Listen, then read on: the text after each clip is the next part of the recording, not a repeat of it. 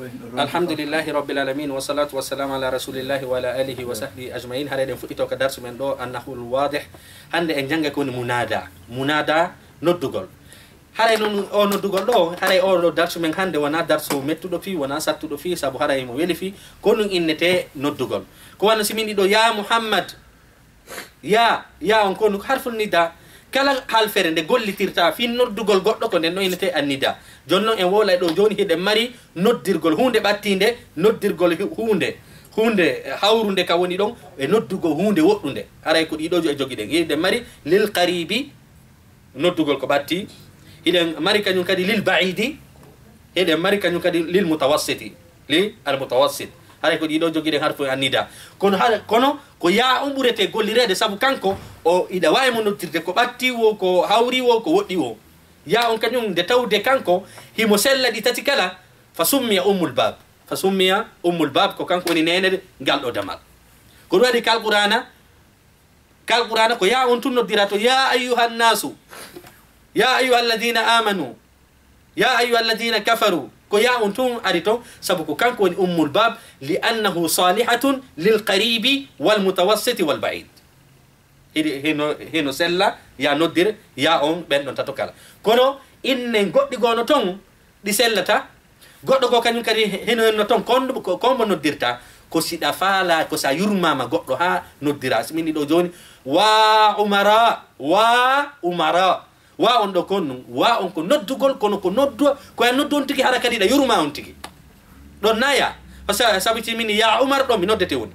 kono simini wa umara haray mi noddima tawti kadi lan hulamma taway kadi lan hulamma la yurmama on ko wa noddirtamo enen en hiya jon kada sumenga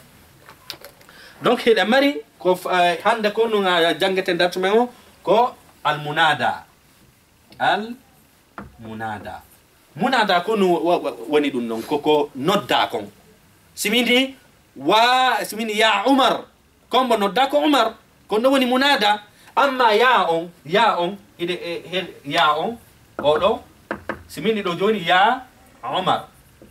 hare ko odo woni munada odo woni harfu nida harfu annida hal fere de gollitirda nden fi noddugol gol kono non be inni wonde makala ka hida ya dawawi monto de hal fere adda don place mayre adu umar ya ko en andu ko gonga ko harfu nida kono aslimun ko fi'lu adu wano no innu den non inna konnu inna ko litawkid kono aslima ko konnu ko uakkidu kala ka windi inna ma anna sa itti den hal fere don da wawi wattude uakkidu hala kan sella kala kay no da kadi ya ida wawi ittude ya adda adu atawai hala kan selli ken simini ya muhammad simini adu muhammad foko goto kono arabu ben daiman ko kalfe burde rabbidude den bay sa windi adu innen abbe sayni do adu esa inni ya do ko halfere go didi do non go didi tati nay joy daiman arabu ben ko buri rabbidude kon be gollirta ko buri rabbidude kon woni non rabbidu gongol kaka windugol woni rabbidu gongol kaka wowlugol daiman ko dum be ni al balighu kombo inete sahibul balaghati wal fasaha kombo inete dum non ko wowlo wo seeda ko heddi kon jaman fama haray ko dum non inete al ijaz wal qasr ka ilmul balagha ko wadi adu kala kayda ya sa monti den hal fere do simini yo ya ayyuhalladhina amanu simini adu alladhina amanu foko goto donc aray en andi ya on daiman yanubu an fi'li adu fami ke donc hande darsu men on ko al munada inne wondema binde do hurufun nida musiki tun harawe maddi de ka defte inne wondema do hurufun nida huruf an nida inne do lil qaribi lil mutawassiti lil ba'idi sabu ko be fama ko honno noddirta ko batti eko honno no noddirta hara ko hawri eko honno noddirta ko woɗɗi jonnon inne alhamza on e waaw on e ay oɗo alhamza e ay e alfere on waaw inne e voilà alhamza on e ay on koko ɓatti noddirtamo simini ɗo joni a muhammad oɗon e ɗiɗo noon sa mutaki anga wataɗi hiite ka deftere simini a muhammad ko ya andu wondema mi noddumo ɗon kadi no sella mi noddumo kono nanowo arabe fof si nandi a muhammad himo andi konko mi noddi ɗon ko takko an tigiri woni konko mi noddi ɗon ɗo kañum kadi ay muhammad ɗon kañum kadi ko nida donc alhamzatu takuna nida ay on kañum kadi salihatun an yakuna harfa nidaa lilqarib harf annida lilqarib la wawi noddirde ɗiɗo kono koye tawara kaka woni koko woni takko ma jon noon amma noon innen aya wa haya wa a aya innen ɗo aya haya kombo kañum kadi woni ga aya e haya e a oɗo kaka woɗɗi tun noddirtamo haya no koko noddirte ko woɗɗi aya koko woɗɗi noddirte ko woɗɗi a koko noddirte ko woɗɗi kono ɗiɗo fof ɗi heewaka gollitirede kono talibul ilm ko be wanda ɗi piiji ɗo saabu sa yurnoyte ka defte mutiɓe ka kutubu shuara ma ka eko nande ɗin piiji ɗon ka kutubu alluga ko ay on tawi ɗiɗo surtout no wano janngo wano makamay ni wako nande ɗen defte daiman ayay ɗiɗo nder ton sabu haray surtout ka windugol koynete kon ilmul arud ko yuɓɓugol ngol gimi ɗin siɗa tawiɗa yuɓɓude gimi ɗin wonde haray hina oɗo hatto jinɗa ko oɗo safiyo gimol ngol wonu ka wasnu maygol wonde haray ko oɗo hatto jinɗa wona oɗo sabu haray gimol ngol ko halfere wotere hatto jini ko ɗum waɗi sa mutoto ka defte jane ka luga ko be fama wondema a e ay ko no noddire lil qaribi wa aya haya a ɗiɗo tati no noddire lil baidi li al baid heddi ke ombo noon ya ed arden ɗo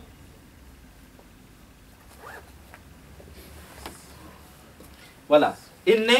ya on kañum no noddire lil mutawassit ɗi noddire kañum kadi fof innen ɗo lil mutawassit non mo noddire kadi lil qaribi mo noddire kadi lil baidi ولما كانت الياء صالحة للمتوسط وللقريب وللبعيد لذلك سمي أم الباب سمي أم الباب بين كو كانكو نينه ngal damal ɗo sabu ya on kañum no sella ya noddir ko ɓatti ya no sella ya noddir ko woɗɗi no sella fof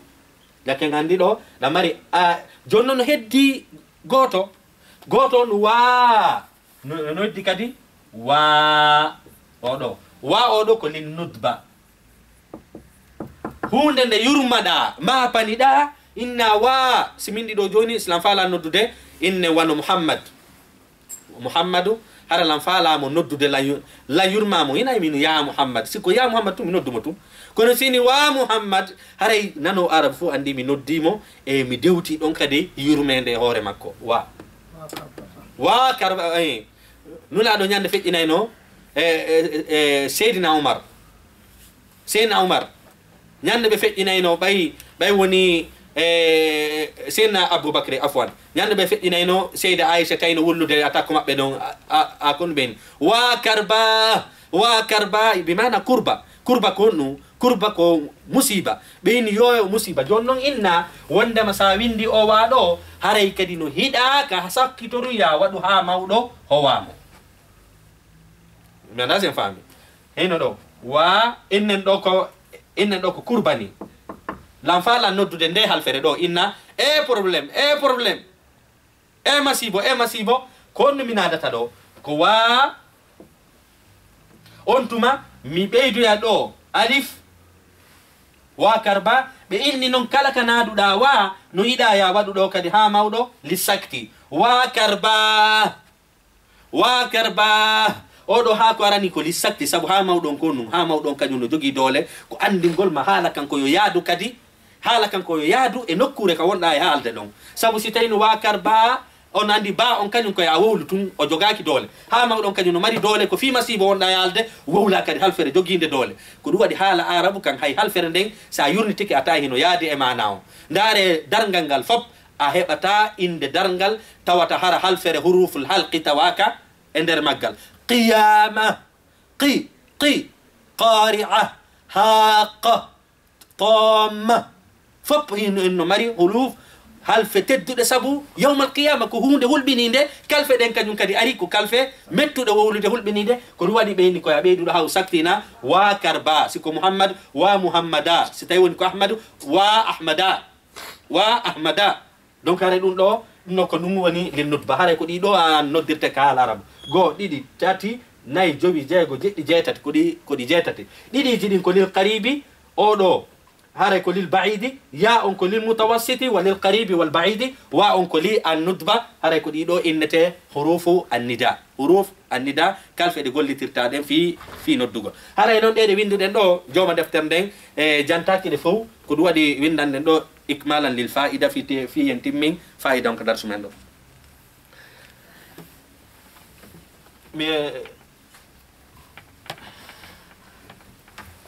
o inni ɗo al amsila o inni ya salaha addini ya salaha addini comme innete a salahuddin salahuddin ko abou salahuddin al ayubi ko on hetti bayt al maqdis oɗo kon ɗum joni oɗo ko kurdijo hina haygo e arabujo ni oɗo ko ɓeɓe inneteɓe kurdistan ko kamɓe kon o hari ko neɗɗo moƴƴo nun himo jeeya e piirunoɓe ɓay woni yahudiyankoɓe jaaɓi juulirde men nden o piiri ha o hetti nde fewndo juulirde nden hetta ko nde sakkita hettede ko ɗo piiruno ha hetti nde salahuddinul ayubi salahuddin ayubi ko neɗɗo moƴƴunoɗo o yiɗo wini ya salahuddin ko anyo salahuddin ko noon fanda ɗo salahuddinul ayubi o wini ya haris al bustani ko anyo reenuɗo ngesa mban ya ba'i attini ko anyo yeeyowo ƴiɓɓe ya musafiran ila lubnan ko anyo wonɗo e yaadude ko anyo wonɗo yawde lubnan liban ya lahiyan an darsi ko anyo wonɗo e fijirde darsu mum o ya da'i an kitabahu ko anyo majjinɗo deftere mum nden ya musri'an fil ajalati annadama ko anyo wonɗo e heñade haray da'iman heñagol ngol ko ni se sakkitorto ya zaliman ko anyo toñuɗo tabassar fil awaqibi haray habbito battane ɗen ya shamitan inna dahra khawwanun ko anyo ya rijalu kono yo worɓe atqinu a'malakum ko ɗum woni waawe golle mon ɗen ya fatayani kono yo sukaɓe ɗiɗo la tabatha wata on fijir bil azhari piindi ndin ya laibuna kono yo fijayɓe ɓen istarihu fowte ya khalilu ko an yo khalil maɗum ko yo jatigijo am ya hasnani kono yo moƴƴuɓe ɗiɗo ya muhammaduna kono yo muhammaduɓe ɗiɗo haray ɗo kañum kadi o yiɗo waddani en ɗo haray noon munada no mari ñawoje jowi munada kondu no mari ñawoje jowi haray windende ɗo ɗe jowi kala fiyo faamu hiɗa mari ko enete munada no senditi jowi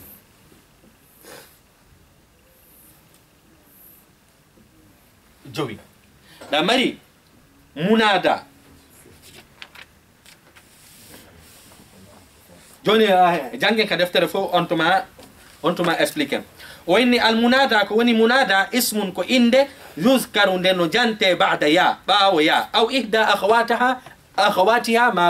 ma gongel e siɗɗo jeyaɗin enen andi ko ya o woni ummul bab ko kanko jeeyi bab on li annahu hareɗa wawimo gollitirde lil ba'idi wal qaribi wa al mutawassit talaban li iqbali madlurihi haray konde tuma gollirta ɓeyni ko fi mo wonɗa e noddo on yo ɓattoma ko fi konde tuma mi gollirtata ya e a e haya e ha e wa ko fi mo mi noddi on yo ɓattolan ko ɗum addata mi gollitir hurufu nida yunsabu lmudada ida kana mudafan ɗo hiɗen mari ka munada woni mudaf ka munada on woni mudaf دو حكم ما كون ويني كو جانج دوني أدين مضاف كون كويني دو يا صلاح الدين يا صلاح الدين andaren do ya salahuddin o ido ya salahu salahu do konnu minatama ya harfu nida mabniyun ene hurufu jidin ko fo e ngaltine fotti al aslu fi al hurufi wal bina do ko min ya harfu al nida mabni ala sukun mutaalliq in bi adu salahu munada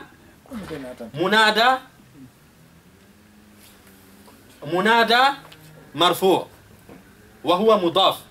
والدين مضاف إليه لو كونني مضاف إليه كل بيني منادى أرنو لنكو يوني مضاف ستين وني مضاف له ينسب ويعرب ينسب no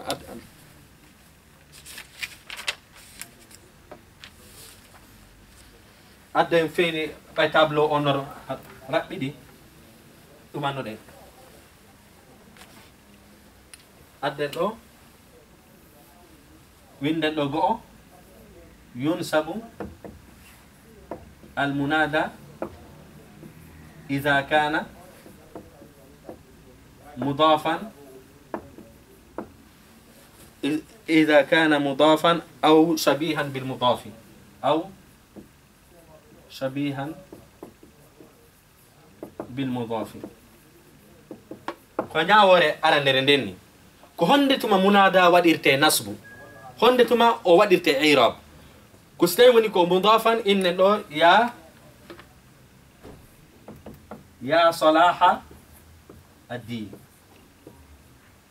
doko honduni ya salaha ad-din do salaha do ko mansub ko du wadi do yunsabul munada on wadire masal do wal si tawi woni idha kana mudafan si tawi woni kanko ko mudaf do ko mudaf o do ko mudaf ilay o do ko mudaf o do ko mudaf ilay do ko innaten hare nyawore den yu'rabu do ko minata ya harfu an-nida salaha إن وندما دوهره كمنادى منصوب وعلامة نصبه الفتحة وهو مضاف ودين مضاف إليه. يعني أنا سنفهم. دو يعرب وينصب.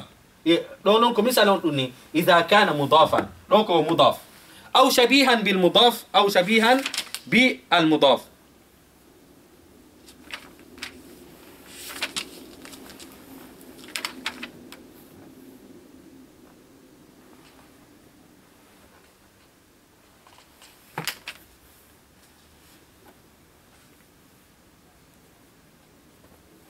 مثلا كويني له وندما يا ضائعا كتابه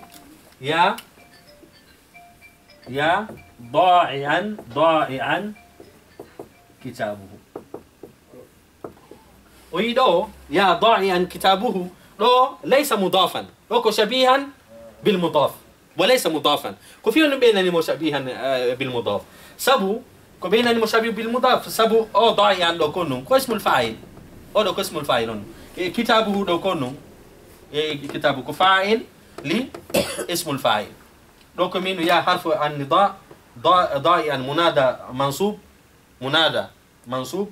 وكتابه فاعل لضائع دو وليس مضافا فسبب دو مضاف اليه دو نا مضاف اليه كونو شبيها بالمضاف لماذا سمي بشبيه بالمضاف كفيون بينني مشابه بالمضاف لان لا يصح الكلام حالا كان سلتا يا إنه وندم هبا مضاف على هبا المضاف إليه كنو ونري كدي هراي أودو كتاب ما نامكو وانو ونري نو مضاف إليه نو هاتون جيني مضاف فيه حالا كان تيمو كدون كدي وني أودو فاعل كان ينكدي نو هاتون جيني اسم الفاعل فيه حالا كان تيمو مي لازم فاهم كفيون بينني دو شبيها بالمضاف يعني ليس مضافا في هراي كبندون كنكو شبيها بالمضاف لأن مضاف إليه يحتاج إلى المضاف وكذلك كتابه هنا يحتاج إلى الضائع لأنه دوكو اسم الفاعل دوكو اسم الفاعل أو دو متعلق به أو دو كتابه كون متعلق به فسمي شبيها بالمضاف كنتو بيني كان دي ناندي كسبو مضاف سايني دو مضاف سايني دو مضاف إليه كو بي أو يبا مضاف جون كونتو دي نانديري أو دو كو دي نانديري سبو أو كتابه دو سلتا سي ونا أيو إهوري ضائعا نو أيو إهوري ضائعا او ديني دو كانيو كادي سلتا سي وانا ايو هو صلاح او دو مضاف او دو مضاف اليه او دو فاعل الاسم الفاعل فتشابه في الحكم يونتو مادي ناندي كنياوري دي تاودي اودو يحتاج الى اودو اودو كان يحتاج الى اودو فاخذ نفس الحكم الا ان هنا مضاف اليه وهنا فاعل الاسم الفاعل كون انك اذا كان مضافا ونقايا يا صلاح الدين او شبيها بالمضاف مثلا يا ضائعا كتابه ما لازم فهم يعني مثال دي بانغا كلوني ينسب المنادى إذا كان مضافا أو شبيها بالمضاف أو نكرة غير مقصودة. وين دو كان ينكدي؟ أبدو أو نكرة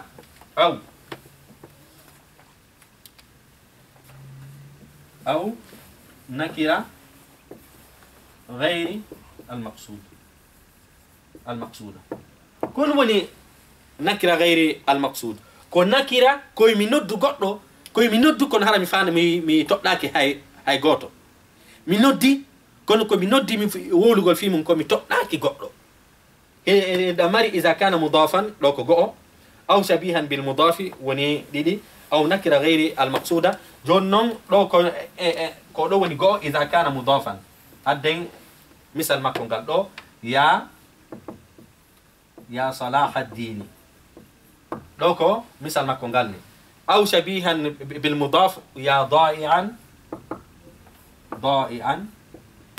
كتابه أو كتابه نكرة غير مقصودة ونقول مثلا كو إني لو مثال مو يا مسرعا في العجلة الندامة يا مسرعا في العجلة الندامة يا مسرعا فودانين نيري دو دي سرا يا مسرعا يا انكون حرف النداء مسرعا كمنادى منصوب في انكو في العجلة جار ومجرور الندامة في العجلة يعني دو الندامة في العجلة ومبتدا كان خبر جون كون وني لماذا سمي هري نكره غير المقصوده كفيون بينني ما كو نكره كونو مفانداكا سبو ديدو يوتره بيني كو ايو هينتودو ni se daiman no ka der he nyaare do ko goddo mi yeti ka ko misal mi jonni ko misal do mi jonni mi toddaki mi noddi kono mi toddaki hay e goto haray do kanyum kadi ko innete dino keli tati do yunsabul munada dino keli tati do konnu nyawoje majji yunsabul munada on daiman wido ya musri'an ya da'ian ya salaha daiman ko do woni e masirde mi andazem fami ko inneten haray munada no wadire masal dowdowal e no keli tati si tawi woni ko o mudaf ma so woni shabihan bil mudaf ma o woni nakira ghayri maqsuda dido tati konnu yunsabu wa yu'rab do ko en innu hukmuhu aw inne yunsabu wa yu'rab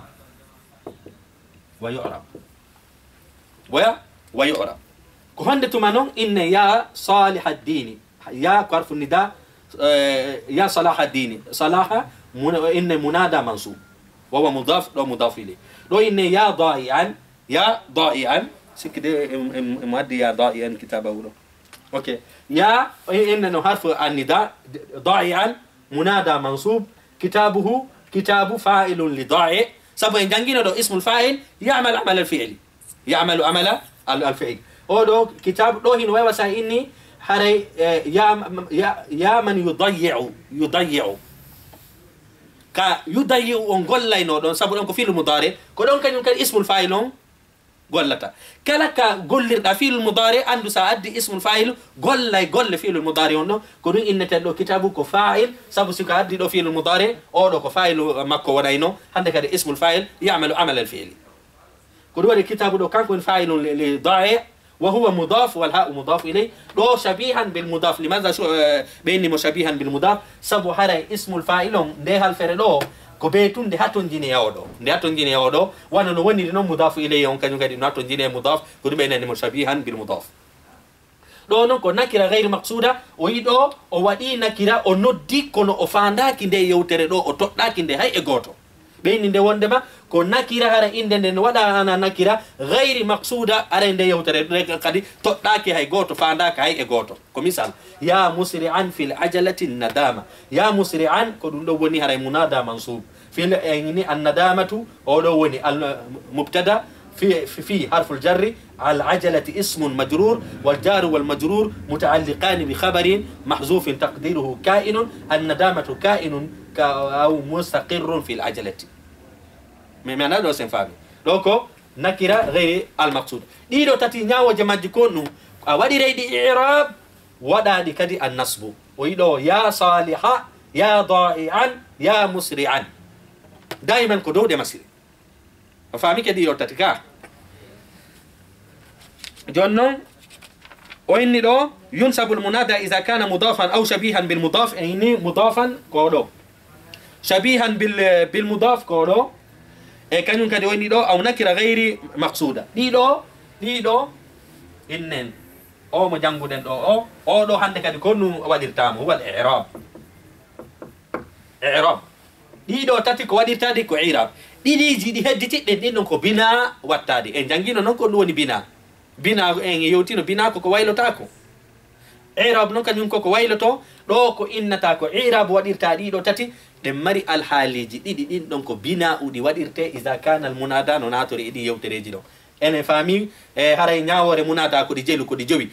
tati ji din di wadirte i'rab di wadire di fo an-nasbi innu den wonde mako munada madum shabihan eno shabihan bi munada imma aw wana mudaf aw shabihan bil mudaf aw nakira ghayr maqsuda aw nakira غير المقصودة لماذا سمي نكرة غير مقصودة لأنه هذا يوتر يوتام كون تطلق هاي إغوتو كو مثال جنون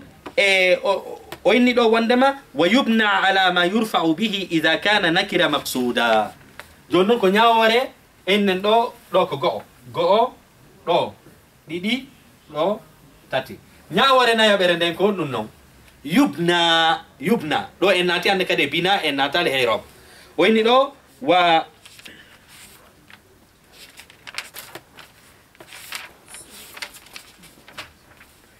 ويبنى على ما يرفع به إذا مري نكرة مقصودة ko yewtere nde yewtuɗa tawa kadi hiiɗa faandi nde ɗo noon ko yewtere nde yewtuɗa tawa e an a faandaki ɗo kañum yubna ala ma kono woni ɗo yubna ala ma yurfa'u bihi ala ma yurfa'u bihi oɗo kañum ko bina'u o waɗirte i'rab wano kaw addi misal mum ngal ɗo ni kaw inni ɗo ya la'ibuna istarihu ya la'ibuna istarihu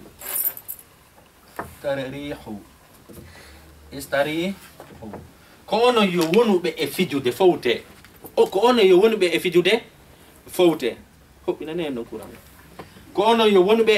e fijude fowte ɗo hande kadi ko gonga o noddi ɗo kañum kadi o noddi ɓeɗo kono huwa ina fi o wowlu mala ɗon ɗo o toɓɗi tigiri hande kadi ɗo o la'ibuna ɗo ndaren ɗo o la'ibuna ɗo hande kadi ɗo koye minnu mabni sellatayo minnu i'rab sabu ɗiɗo tati kañum siko nakira gayri maqsuda haray ko i'rab mi gollitirta siko nakira maqsuda siko ana nakira maqsuda hande kadi oyni yubna haray on ɗo no mahire ala ma yurfa'u bihi ko o waɗirteno ken rafu ko ɗum no faandi mina ya harfu annida la'ibuna jantoni la'ibuna minna munada مبني هنا على الواو لأنه جمع مذكر سالم مبني من تعندك فاعل المال دما لا لماذا لأنه دو كانوا كدي استريح دو كانوا كدي لاعب دو اسم الفاعل هري دو كانوا كدي وكذلك دو كنكرة وندما هري مقصودة مثلا كو إني دو يا رجال أتقنوا أعمالكم يا رجال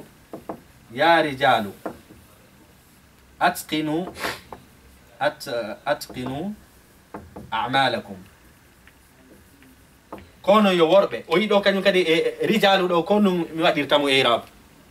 sabu ɗo o innali ko onon yo worɓe o faandi yewtere tun ko onon yo worɓe kono hino woodi ɓe o toɗɗi ko ɗum ɓe nanimo nakira maksuda ko gonga o toɗɗaki o ini kaari kono ko aw noddi ɗon andu himo toɗɗi woɓɓe ɗo noon o yewtu ɗo o toɗɗaki ɗo noon o yewtu yewtere nden fof ko gotum kono ɗo ka ɓernde makko mo toɗɗi mo andi ko onɓe o yeeti ko noynete nakira maksuda on ɗo yubna wala yorab ɗo ko noon ɗum inata ya harfu annida mabni ala sukun rijalu honɗum inata ɗo munada mabniyun ala dammi fi mahalli nasbi mabniyun على الضم كلهم يقدروا يبنى على ما يرفع به مبني على الضم من انه فوق كونتوني في محل النصب لو من مبني على الواو في محل النصب لان من اتي عندك كونتي على الاعراب ان اني من اتي كوني البناء بناء دائما هريكو به ولا عله الحكم كوبي ناتا ان عله الحكم لانه خرج في الاصل سبو دوكو اند والاصل في الاسماء هو الاعراب كما ان الاصل في الافعال والحروف والبناء ko ɗum waɗi ɗo sa kala inde ka woni sa waɗirinde irabu binawu tun ko be wola ta'lil ko be wola ko fiyon num sabu a yalti ka nder asli fa yahtaju ila dalil wafir ha fiya sellin jaka ɗo ko en andi wondema ida kana nakiratu maqsudatun haray hande kadi ko gollitirta ko bina ko ya waɗu irabu on wondema ha gasa inna noon irabu jumla on ko fof ko fi mahalli nokkure kaw ɗumanirano ko rani mina ɗo ya harfu annida mabni ala sukun والرجال من دهن منادى مبني ويدا مودي مبني مودي بنا مبني على الضم ويمي ولي ضميو كون من في محل كون ونينو في محل سيك اونو كوري دو كو دوانو وند نون كو نسبي سبو اصلي اون كا نسبي نون اصلي كا اندي كون نون كو يونو اعراب ونا يونو بنا كو دوادي دو كو بي فلا بد الا ان اعلل لماذا بني الأسماء لماذا بنيت الأسماء كل واحد له كمينه وإنما مبني على الضم في محل النصب جاك عندي ناورنا يا برد كونو كويا ودو كوينته بنا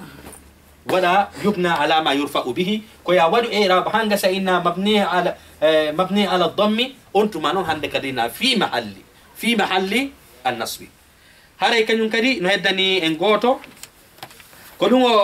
وينيدو ويبنى على ما يرفع به إذا كان النكرة مقصودة كونون جانغو دنجون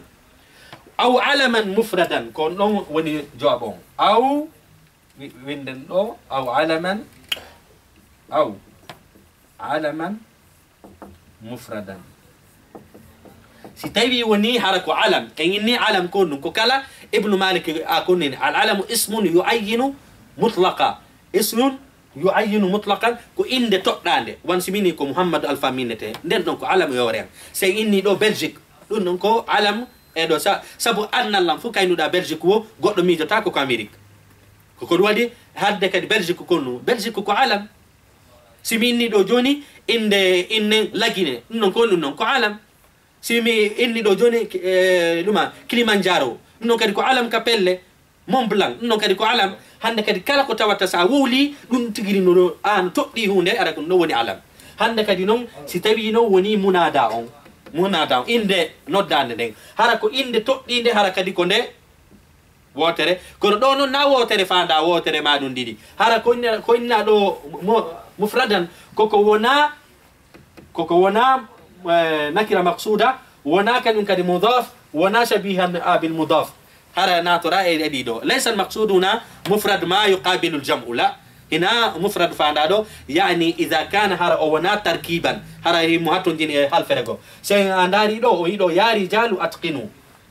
أتقنوا نديرو هالفرق ناتون جيني نديرو دو كان ينكدي يا مسرعا في العجلة ويدو نديرو هالفرق فيها فام أودو كبي فام أودو كان ينكدي فيها فام أودو كبي فام أودو نون كان ينهاري هاتون جينا دون نون كدو بينا نيمو علما مفردا kotawatara hala kan sella ya wolu hal ferende dum do mufradan fandaka wonde ma musanna jam'ula mufradan ko do ko inna ma lam yakun mudafan wala shabihan bil mudaf haren ko nite mufradan adde misal mudum ka wenni do ka deftere ya khalilu o yido ya khalilu يا خليل. لو كن ميمينة يا حرف النداء مبني على السكون من خليل منادى عندك دي كن لو كان كدي يبنى تهدي تولو يبنى المنادى في حالتين ويعرب في 3 حالات. لو كن ميمينة لو إني نانن كوي مينو يا رجال أتقنوا من الرجال لو كمنادى مبني على الضم في محل النصب لو كدي وكذلك من مبني على الضم في محل النصب. لو كنت سرتي لو de halfere ɗo miɗo toɗɗi komɓe mi faandi ɗo noon mi jogaki halfere tokkinde ɗo ɗo mi attutu ka ya khalilu. hande kadi khalilu mina munada mabniyun ala dammi fi mahalli nasbin mabniyun ala dammi fi mahalli nasbin. mi anda sen faami asimi inni ɗo kañum kadi ya hasnani ya hasnani ɗo kañum kadi koymi innu hasnani منادى مبني هن على الألف لأنه مثنى مبني على الألف والنون عوض عن التنوين في الاسم المفرد سمجيني دونه من مبني على في محل النصب مبني على الألف في محل نصب والنون عوض عن التنوين في الاسم المفرد. سميني لو كان كده يا محمدون ويدوك جمع يا حرف النداء مبني على السكون محمدون كون من تدو منادى مبني هنا على الواو لأنه جمع مؤنث جمع مذكر سالم والنون عوض عن التنوين في الاسم المفرد. لكن محمدون له كون مبني على الواو في محل النصب أو إذا كان علما مفردا فيبنى وإذا كان نكرة مقصودة فيبنى وإذا كان مضافا يعرب وإذا كان شبيها بالمضاف يعرب وإذا كان نكرة مقصودة يعرب. جاكن عندي لو كرب بندقول حالا هراي منادى نو مري نياوجي جوي ها إندي نودال نو كيلي تاتي كو إندي وديري إعراب نو كيلي ديدي كو إندي وديري بناء كونو ساولي نو بناء كو بين بناء في محل نصب في محل النصب مسكي تو هراي دو كدي انفامي او دو درسو هراي هيدن حتى كدرسو دو. والسلام عليكم ورحمة الله وبركاته.